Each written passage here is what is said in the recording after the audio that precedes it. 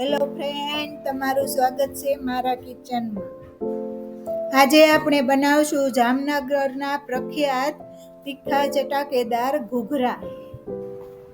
ઘૂઘરા બનાવવા માટે પહેલા આપણે પ્રેશર કુકરમાં 1 કિલો બટેટા બાફવા મૂકશું. આ 350 ગ્રામ મેંદાનો લોટ લીધો છે, તેને આપણે સાળી લેશું.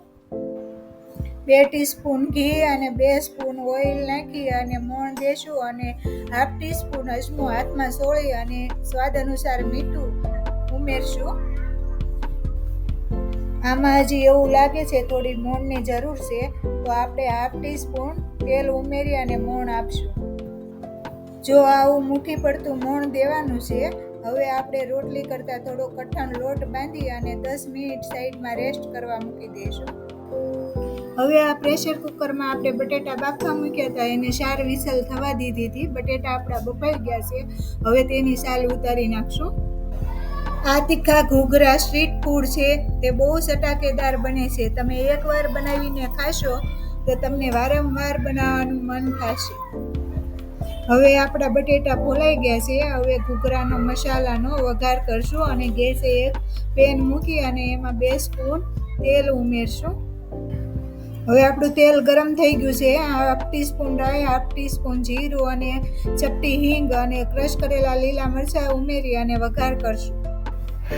અડધી વાટકી લીલા વટાણા અને 1 સ્પૂન ક્રશ કરેલું આદું, સ્વાદ અનુસાર મીઠું, 1 સ્પૂન ખાંડ, હાફ ટીસ્પૂન હળદર, થોડો ગરમ મસાલો, 1 સ્પૂન ધાણા જીરું, 3 લીંબુનો રસ ઉમેરશું. આ આપણા બધા મસાલા સતળાઈ ગયા છે. હવે આપણા ફોલેલા બટેટા એક એક ઉમેરતા જઈશું અને મસાલામાં મેશ કરતા જઈશું અને આપણો મસાલો રેડી કરશું. અડધી વાટકી કટ કરેલા લીલા ધાણા ઉમેરી અને આપણે બધું મિક્સ કરી અને પરફેક્ટ મસાલો રેડી કરવાનો છે. હવે આપણો આ મસાલો રેડી થઈ ગયો છે અને સાઈડમાં મૂકી દઈશું. આપણો બાંધેલો લોટ રેસ્ટ કરવા મૂક્યો તો એ સેટ થઈ ગયો છે. એને હવે હાફ ટીસ્પૂન તેલ ઉમેરી અને મસળી અને એકદમ લીસો બનાવશું.